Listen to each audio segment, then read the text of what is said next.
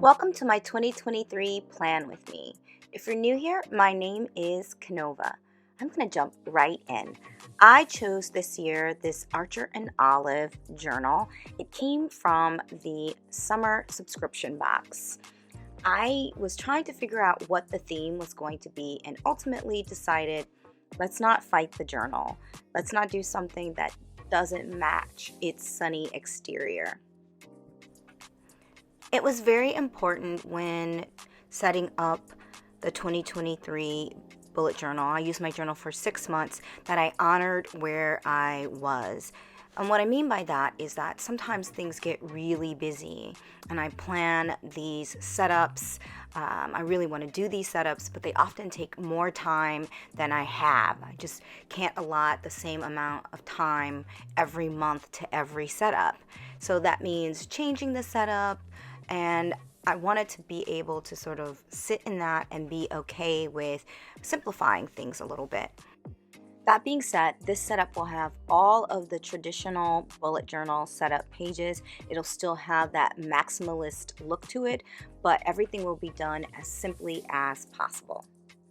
The first thing I decided to do was to not have a set theme. Sometimes themes can make the process really restrictive.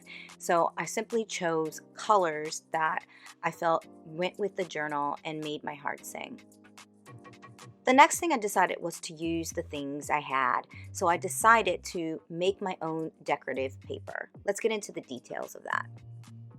I've made decorative paper when the need arose for previous setups, when I couldn't quite find what I was looking for. Sometimes I have the things here in my apartment to make the type of decorative paper that really you can't even buy in a store.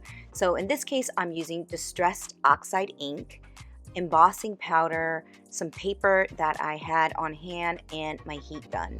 I am simply using a chalk pad. The chalk pad allows me to cover the paper so that anything that's not stamped with ink, when I put the powder down, it doesn't stick to it.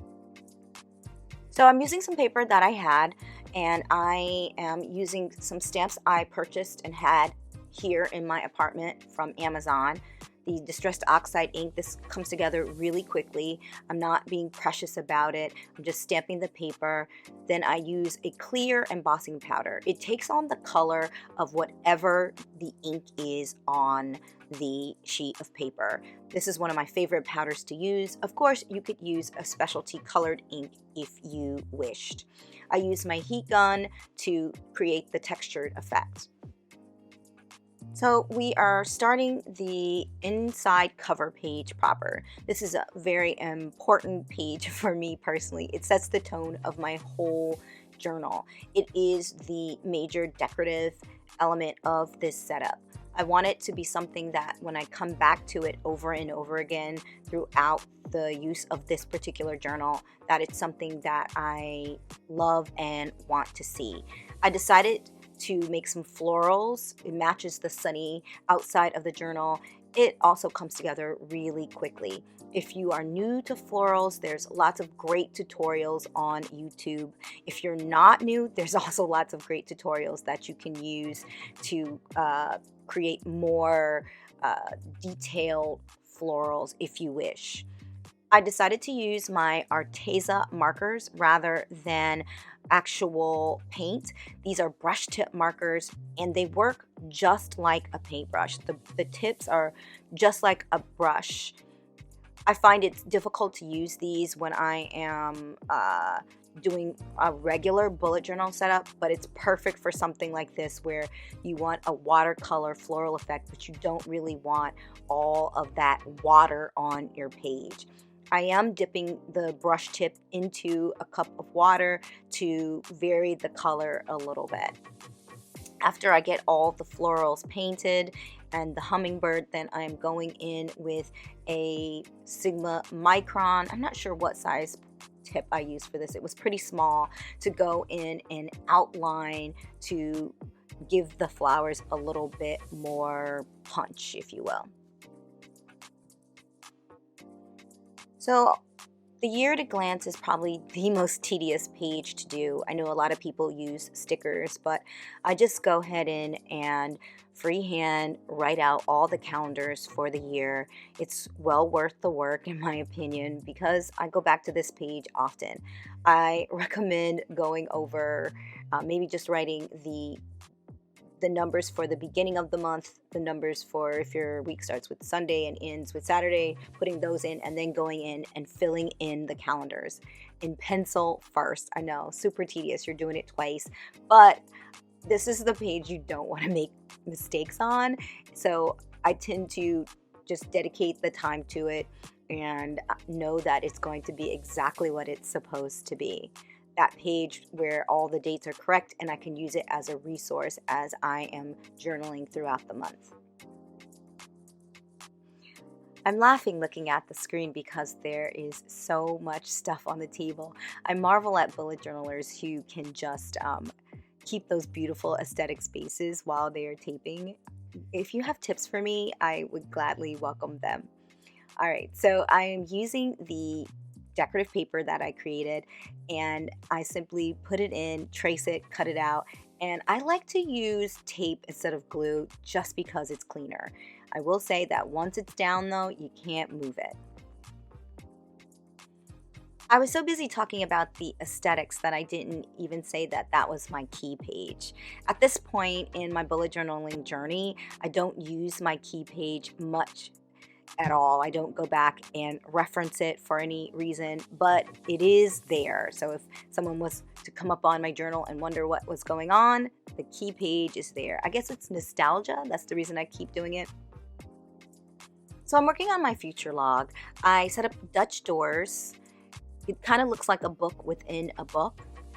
If you're new to bullet journaling, the future log is where you log anything that's happening in the future, because we're doing our setups month to month as needed, so we can have the flexibility of changing it depending on what's going on in our life. The future log is basically where everything lives as we are going through life. So if you make that doctor's appointment in January that's happening in February, and you don't have your February set up already, you come to your future log, you write that appointment down, the time, and when it's time for your setup, you can refer to it and get all the information you need.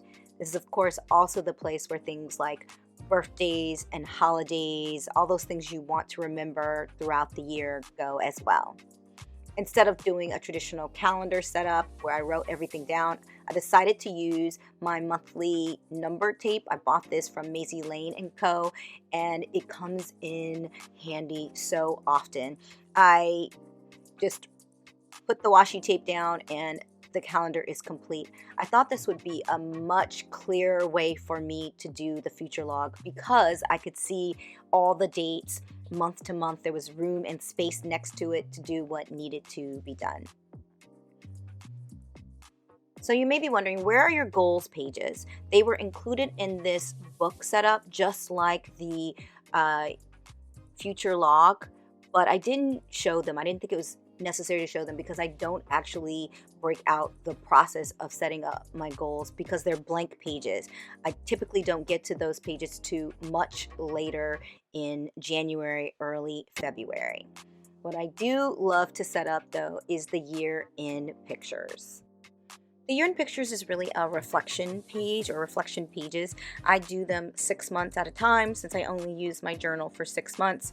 This section is where I choose a photo from the month that sort of represents the month, and then I have space at the bottom of the page where I journal. I might also place some concert tickets or other sort of memorabilia from the month there if I choose, but a lot of times it's just pictures from the month. So you have your workhorse pages, those pages that are really doing work for you, helping you to stay organized. And then there are those pages that are really there for your mental health. And the year in pictures is just that. I come back to it.